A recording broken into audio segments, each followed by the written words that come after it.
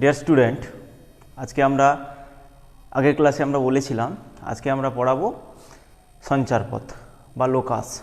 হয়েছে the equation locus of A equation. তাহলে দেখো, সঞ্চারপথ পড়াতে গেলে আমাদের আগে জানতে হবে সঞ্চারপথ জিনিসটা কী, সঞ্চারপথ কেনই বলবো, হয়েছে সঞ্চারপথ কী দ্বারা তৈরি হয়, এই জিনিসগুলো আমাদের জানতে হবে। দেখো, আমি জাস্ট একটা সিম্পল উদাহরণ দিচ্ছি তোমাদের। যদি আমি স্কুলে আসার কথা বলি, নাকি স্কুলে আসার কথা বলি, তাহলে প্রত্যেককে দেখো স্কুলে আসবে। আবার যদি বলি যে না তোমরা কলকাতা যাবে, তাহলে দেখো প্রত্যেককে কলকাতা যাবে। আবার যদি বলি যে তোমরা দিল্লি যাও, তাহলে দেখো তোমরা দিল্লি যাবে। তাহলে এই যে দেখো পার্টিকুলার একটা করে আমি স্থান বলে দিচ্ছি, একটা নির্দিষ্ট শর্ত বলে দিচ্ছি, তাহলে কিন্তু তোমরা যে পথটা অতিক্রম করে আসছো, যে পথে আসছো, ধরো স্কুলে যে পথে আসছো, নাকি কলকাতা যে পথে যাচ্ছ, দিল্লি যে পথে যাচ্ছ, তাহলে তোমরা একটা পথে তো যাচ্ছ। তাহলে সেই পথের মানে সেই ভূমি, একটা নির্দিষ্ট পথে যাচ্ছ, তার মানে ভূমি একটা সমতল থাকবে। তাহলে সেই ভূমিতলের মাধ্যমে যে যাচ্ছ, তুমি যে বিচরণ করছো, যে কলকাতা যাচ্ছ, দিল্লি যাচ্ছ, তারপর তুমি স্কুলে আসছো, তাহলে সেক্ষেত্রে তুমি যেই পথটা অতিক্রম করে এলে বা যেই পথটা ভূমিতে এলে, সেই পথটাকেই কিন্তু বলা হবে তোমার ক্ষেত্রে সেই নির্দিষ্ট শর্তে তোমার সাপেক্ষে সঞ্চারপথ। কেন দেখো, এখানে সঞ্চারপথ মানে ধরো আমি সাপোজ তোমাদের কথাই বলি, নাকি আমি যদি বললাম যে তোমরা আমার কাছে এসো, তাহলে একজনকে যদি বলি সে এদিক দিয়ে আসতে পারে, আবার এদিক দিয়েও আসতে পারে, টেবিলের এদিক দিয়ে আসতে পারে, আবার টেবিলের এদিক দিয়েও আসতে পারে, হয়েছে। কিন্তু আমি পার্টিকুলার যদি বলে দিই তুমি এই টেবিলের রাইট সাইড বরাবর আসো, তাহলে কিন্তু সে রাইট সাইড পথটাতেই আসবে। তাহলে দেখো, এই যে আমি বলছি এটা নির্দিষ্ট শর্ত তাকে বলে দিচ্ছি যে তুমি এই বরাবর এসো, তুমি এইখানে যাও, ওখানে যাও, তাতে যে পথটা সে অতিক্রম করছে। তাহলে আমরা এমনি সমতলের ক্ষেত্রে আমরা পড়াশোনা করব সমতলের ওপর সমস্ত কিছু, কিন্তু যদি আমরা এমনি বাস্তবিক উদাহরণ নিই, বাস্তবিক এক্সাম্পল নিই, তাহলে সেক্ষেত্রে কী হবে, বাস্তবিক এক্সাম্পল নিলে সেক্ষেত্রে কী হবে না, বাস্তবিক এক্সাম্পলের ক্ষেত্রে সেক্ষেত্রে নিলে হবে যে নির্দিষ্ট বিন্দুতে যাচ্ছে, তাহলে দেখো প্রত্যেক জায়গায় তো সমতল পাবো না, বক্রতল পাবো, রাস্তা তো সমতল পাবো না, তাহলে আমরা ভূমিতল বলবো। তাহলে ওই ভূমিতলের সাপেক্ষে যে যাচ্ছে, তাহলে ওই ভূমিতলের সাপেক্ষে কিন্তু ওই ছেলেটির বা ওই স্টুডেন্টটি যে পথ অতিক্রম করছে, সেই পথটাকেই বলা হবে সঞ্চারপথ। আর সেই পথটা যে আকার নেবে সেইটাকে তার সমীকরণ বলা যেতেই পারে। এবার সেটা কিভাবে হবে সেটা রাস্তার উপর ডিপেন্ড করবে, সে তো আর উড়ে উড়ে যেতে পারবে না। হ্যাঁ, তাকে রাস্তা দিয়ে যেতে হবে, সে সাইকেলে যাক, বাসে যাক, ট্রামে যাক, ট্রেনে যাক, যে পথে যাক, অথবা বিমানে যদি যায় যেতে পারে, তাহলে সেটা আলাদা একটা পথ। হ্যাঁ, তাহলে এই জিনিসগুলোই হচ্ছে আমাদের কিন্তু সঞ্চারপথ। তাহলে এমনি আমরা যদি সঞ্চারপথ বা লোকাসটাকে আমরা যদি বলি যে সমতলের ক্ষেত্রে আলোচনা করি, বা আমরা যদি আমরা ম্যাথমেটিক টার্ম হিসেবে ইউজ করি, তাহলে দেখো এটা একটা ব্ল্যাকবোর্ড মানে একটা দ্বিতল হবে। কি এটা দ্বিতল, 2 ডাইমেনশনাল স্পেস, এটা একটা 2 ডাইমেনশনাল তল একটা। তাহলে এই 2 ডাইমেনশনাল তলে দেখো অসংখ্য বিন্দু বিরাজ করছে, অসংখ্য বিন্দু, এখানে অসংখ্য বিন্দু বিরাজ করছে। তাহলে এই যে বিন্দুগুলো বিরাজ করছে, তাহলে এই বিন্দুগুলো তো অসংলগ্নভাবে ছড়িয়ে আছে চারিদিকে। এবার দেখো আমি পার্টিকুলার একটা বিন্দু, ধরো এই বিন্দু পার্টিকুলার আমি এই বিন্দুটা নিচ্ছি, ধরো সাপোজ এই বিন্দুটা নিচ্ছি পি বিন্দু, সাপোজ পি বিন্দু নিচ্ছি, এই বিন্দুটা আমি পি বিন্দু নিচ্ছি, এটা পি বিন্দু নিচ্ছি। তাহলে এই বরাবর আমি যদি একটা অ্যাক্সিসে ভেঙে নিই, হ্যাঁ, ও এক্স ও ওয়াই, তাহলে দেখো এই বিন্দুটাতে আসতে হলে আমি ধরে নিলাম x1 y1, x1 y1, তাহলে এই বরাবর x1 যাবো, এই বরাবর y1, হয়েছে। তাহলে এটা এরকম একটা প্রত্যেকটা বিন্দু, তাহলে এইরকম আমি একটা বিন্দুর কথা বললাম। তাহলে এই যে আমার দ্বিতলে বা 2 ডাইমেনশনাল স্পেসে, এই 2 ডাইমেনশনাল স্পেসে কি অসংখ্য বিন্দু আছে। তাহলে প্রত্যেকটা বিন্দু কিন্তু আমরা কি স্থানাঙ্ক জ্যামিতি বা স্থানাঙ্ক, এই স্থানাঙ্কের মাধ্যমে কিন্তু আমরা প্রকাশ করতে পারি। কি প্রত্যেকটা করতে পারি, কিন্তু নির্দিষ্ট যে করতে পারবো না এরকম কোনো কথা নেই। আমরা প্রত্যেকটা এখানকার যতগুলো বিন্দু আছে পার্টিকুলার একটা করে তাদের অবস্থান আছে, নির্দিষ্ট অবস্থান আছে। তাহলে সেই নির্দিষ্ট অবস্থানের সাপেক্ষে আমরা ওর অবস্থান নির্ণয় করতে পারি স্থানাঙ্কের মাধ্যমে। আবার দেখো, ধরো এখানে তো অসংলগ্নভাবে চারদিকে ছড়িয়ে আছে বিন্দুগুলো, আমি একটা শর্ত চাপিয়ে দিলাম। কি শর্ত চাপিয়ে দিলাম? একটা স্ট্রেট লাইন নিলাম, একটা রেখাংশ নিলাম, এ বি রেখাংশ, এ বি রেখাংশ দিয়ে বললাম এই যে এ বি রেখাংশটা আছে, তাহলে এই এ বি রেখাংশের মধ্যে সেই সমস্ত বিন্দুগুলো নাও যে বিন্দুগুলো কি হবে না এই প্রান্ত আর এই প্রান্ত থেকে সমান দূরত্ব অতিক্রম করবে। তাহলে দেখো এখানে অসংখ্য বিন্দু আমার ছড়িয়ে ছিটিয়ে আছে, আমার তাতে কোনো মাথা ব্যথা নেই, থাকতেই পারে, অসংখ্য বিন্দু থাকতে পারে, আমার তার কোনো প্রয়োজন নেই। এবারে যদি অসংখ্য বিন্দুগুলোর মধ্যে আমি পার্টিকুলার কেস ইউজ করছি, কি বলছি, যে এই এ বিন্দু এবং বি বিন্দু থেকে কেবলমাত্র সেই বিন্দুগুলোকে নিব যেই বিন্দুগুলো কি হবে এ থেকে এবং বি থেকে সমান দূরত্বে থাকবে।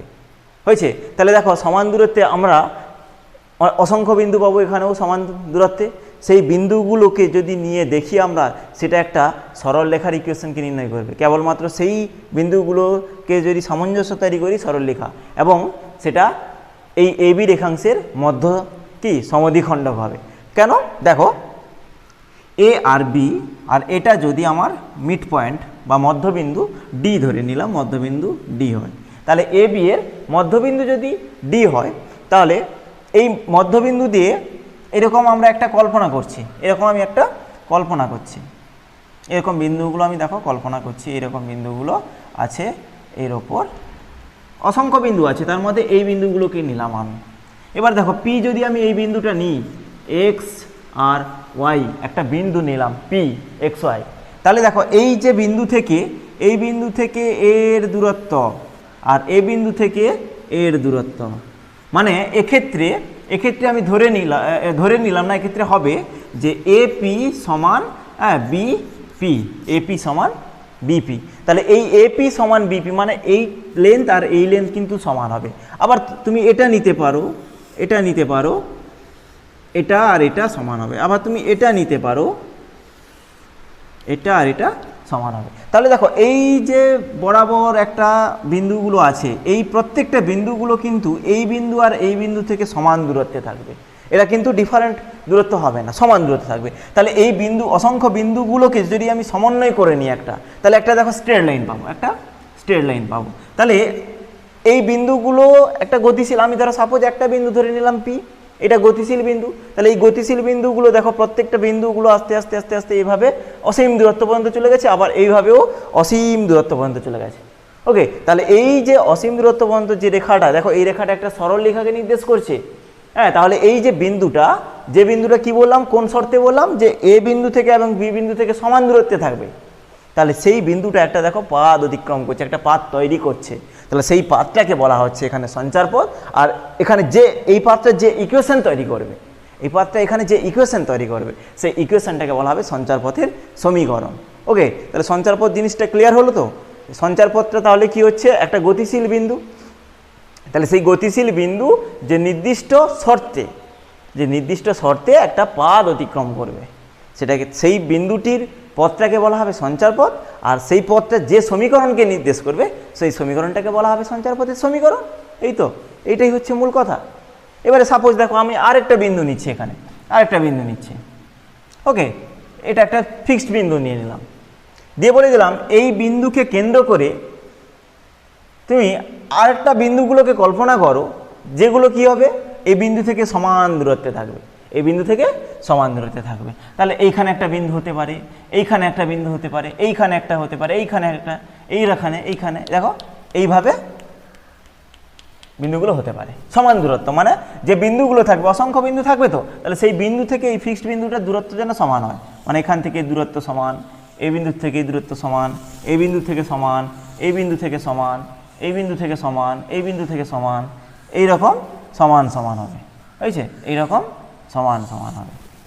ওকে, তাহলে এই যে এরকম তাহলে অসংখ্য বিন্দু আছে, দেখো এই বিন্দুগুলোকে যদি আমরা যোগ করে দিই, তাহলে তারাও একটা আকার নিচ্ছে। দেখো তারাও একটা আকার নিচ্ছে।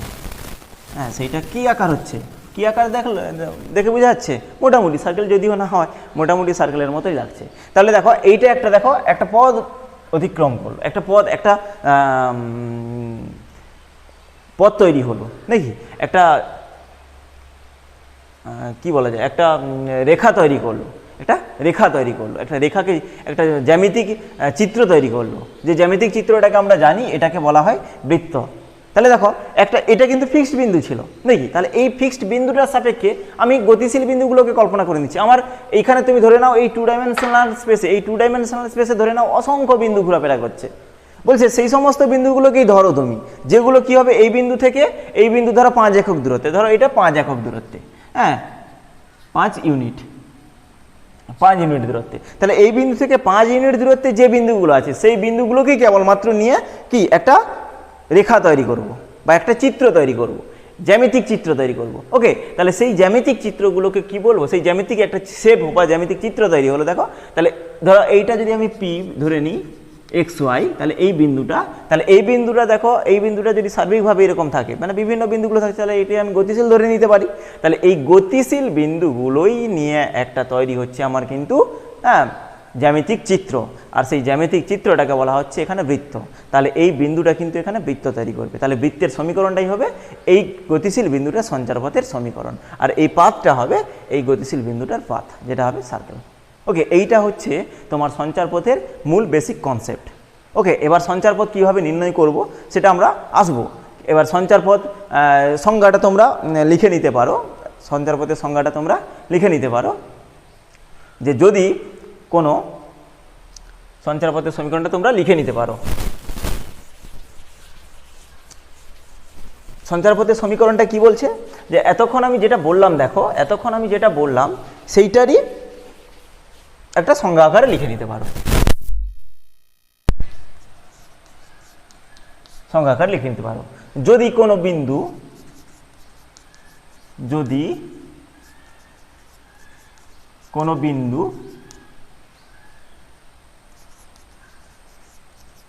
নির্দিষ্ট শর্ত বা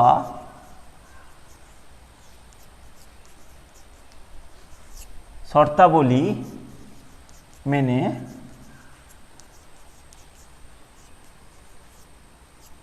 কোনো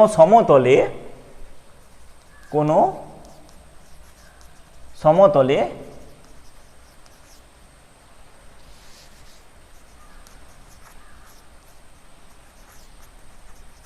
গতিশীল হয়,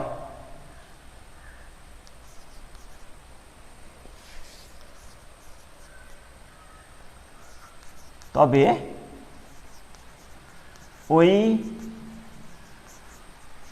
বিন্দুটির উক্ত পথকে, ওই গতিশীল বিন্দুটির, গতিশীল বলো, ওই গতিশীল বিন্দুটির উক্ত পথকে বলা হয়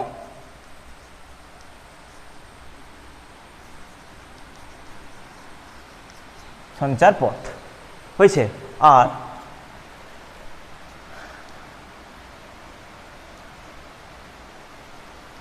ওই পথটি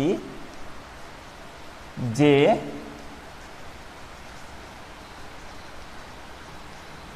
সমীকরণকে নির্দেশ করে, যে সমীকরণকে নির্দেশ করে, তাকে বলা হয় সঞ্চারপথের সমীকরণ। হয়েছে? তাহলে কি বললাম, যে যদি কোনো বিন্দু একটা নির্দিষ্ট শর্ত, একটা শর্ত হবে এরকম কথা নেই, নির্দিষ্ট শর্ত বা শর্তাবলী মেনে কোনো সমতলে, এখানে আমাদের সিলেবাসের মধ্যে যে কোনো সমতলে, তাহলে সমতলে গতিশীল হয়। হয়েছে? তাহলে নির্দিষ্ট শর্ত, কিন্তু এইটা খুব ইম্পর্টেন্ট কথা, শর্ত বা শর্তাবলী মেনে সমতলে গতিশীল হয়, তবে ওই গতিশীল বিন্দুটি যে পথটা অতিক্রম করছে সেই পথটাকে বলা হচ্ছে সঞ্চারপথ, আর ওই সঞ্চারপথটা যে সমীকরণ বা যে ইকুয়েশনকে নির্দেশ করছে সেইটাকে বলা হচ্ছে সঞ্চারপথের সমীকরণ। হয়েছে? তাহলে এই সঞ্চারপথের ইকুয়েশন বা সঞ্চারপথের সমীকরণকে নির্ণয় করার আমার পদ্ধতিটা জেনে নিতে হবে। ওদের 3টে স্টেপ আছে, 3টে স্টেপ। হয়েছে?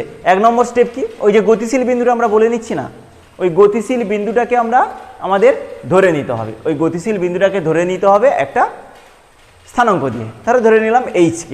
হয়েছে? ওই গতিশীল বিন্দুটাকে ধরে নিলাম HK। তাহলে আমি যেটা বললাম 1 নম্বর কি বললাম, তাহলে গতিশীল বিন্দুটাকে HK ধরে নিতে হবে।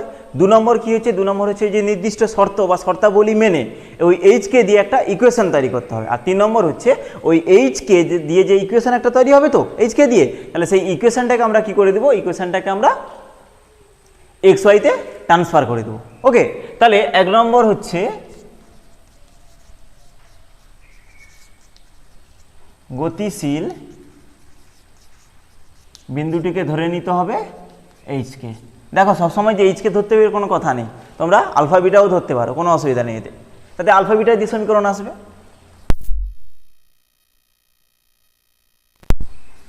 শর্ত সিদ্ধ করে এইচকে দিয়ে সমীকরণ নির্ণয় করতে হবে, সমীকরণ নির্ণয় করতে হবে। 3 নম্বর কি বলছে, এই এইচকে দিয়ে যে একটা সমীকরণ আসবে, সেই সমীকরণে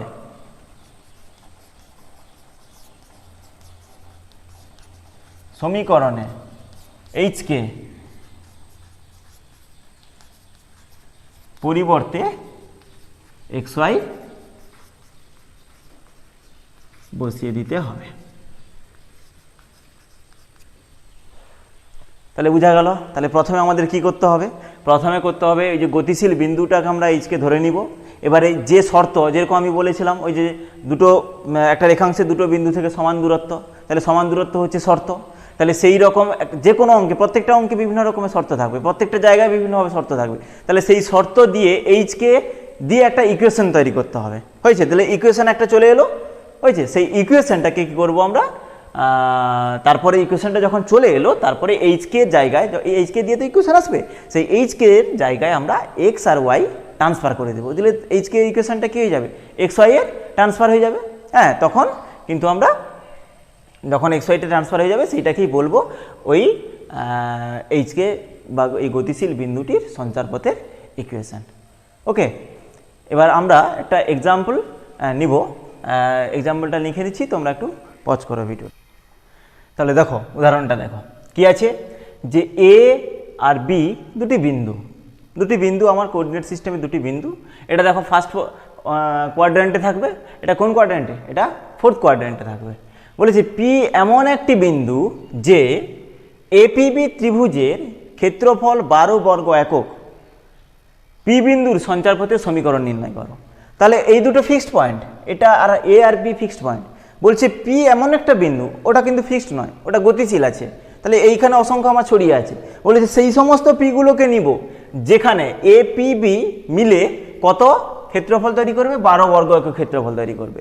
হ্যাঁ, তাহলে পি বিন্দু যে লাইন মানে যে আকারে থাকবে, যে জ্যামিতিক আকারে থাকবে, তার সঞ্চারপথের ইকুয়েশন নির্ণয় করো। দেখো তোমরা জানো সবাই যে একটা ত্রিভুজের ক্ষেত্রফল নির্ণয় কিভাবে করা যায়, হয়েছে? সেইটার ভাবে আমরা কিন্তু সেই সূত্র ইউজ করে করব। তাহলে দেখো আমি পি ধরে নিলাম, পি বিন্দু আমি ধরে নিলাম, যে ধরি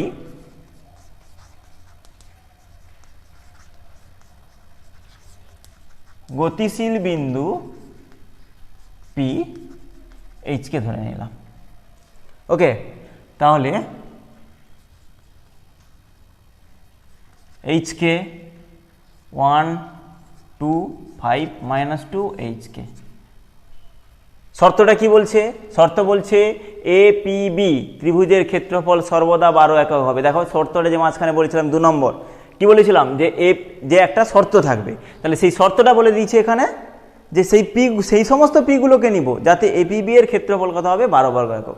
তাহলে এপিবি ত্রিভুজের ক্ষেত্রফলের সূত্র কি, হাফ ইন্টু এইটার কোণাকুণি গুণ করব, এইটার কোণাকুণি গুণ করব, আবার এইদিকে কোণাকুণি গুণ করব। তাহলে ত্রিভুজ এপিবি এর ক্ষেত্রফল সমান হাফ ইন্টু, দেখো H into 2h plus 1 into 2, তাহলে -2 5 ইন্টু কে প্লাস 5k হলো। তারপর মাইনাস কি হবে, এইচ ইন্টু -2, তাহলে -2h, তারপর 5 ইন্টু 2 প্লাস 10 আর 1 ইন্টু কে, তাহলে কি হলো? তাহলে দেখো এখানে পেলাম half of 2h plus 5k plus 2h, এই যে প্লাস 2h মাইনাস কে, -2 এখানে -2 আর এখানে -10 হয়েছে। এইটা হচ্ছে ত্রিভুজের ক্ষেত্রফল। তাহলে শর্ত অনুযায়ী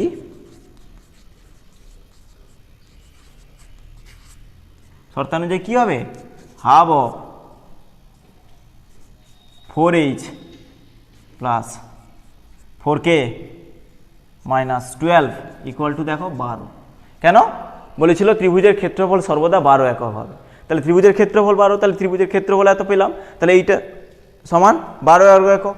ব্যাস, এবারে 4h এখান থেকে আমি 4 কমন নিয়ে নিতে পারি, তাহলে 4/2 বা 4/2 সমান h plus K -3 equal to 12 বা h plus K -3 equal to দেখো এখানে 2 আসবে, তাহলে 2 12/2 সমান 6। তাহলে এখান থেকে পেলাম বা h প্লাস কে সমান সেদিকে যদি চলে যায় 9। হ্যাঁ, আবার একটা জিনিস মাথায় রাখবে, আমরা কিন্তু এপিবি এর ক্ষেত্রফল সর্বদা কিন্তু কি মড দিয়ে নিই, হাফ অফ মড এত হয়েছে। তাহলে এখানে আমাকে মড নিতে হবে, মড নাও, তাহলে এটা মড হবে। তাহলে দেখো বা h প্লাস কে সমান +-9।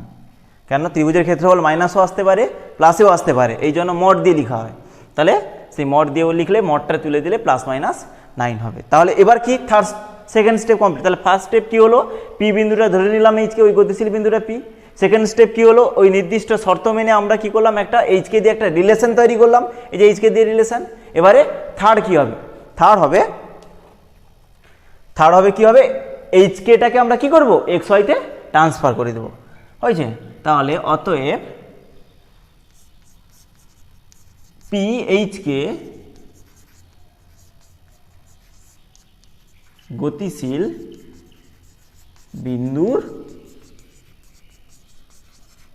সঞ্চার পথের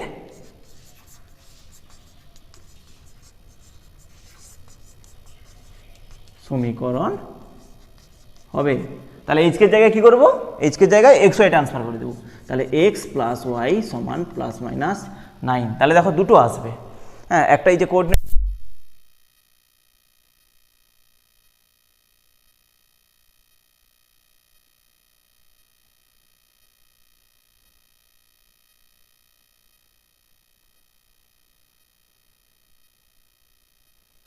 হবে এবং এরকম স্ট্রেট লাইন আকারে তার সঞ্চারপথের ইকুয়েশন পাবো। আচ্ছা, আজকে আমি জাস্ট সঞ্চারপথের কনসেপ্টটা দিলাম, সংজ্ঞা দিলাম, কিভাবে সঞ্চারপথ করব সেটা বোঝালাম এবং একটা এক্সাম্পল দিলাম। এর পরের দিন আরও আমাদের যেই বা আইআইটি জ্যামের জন্য যে কিছু প্রবলেম আমি পরের দিন আলোচনা করার চেষ্টা করব। ওকে, সবাই ভালো থাকো।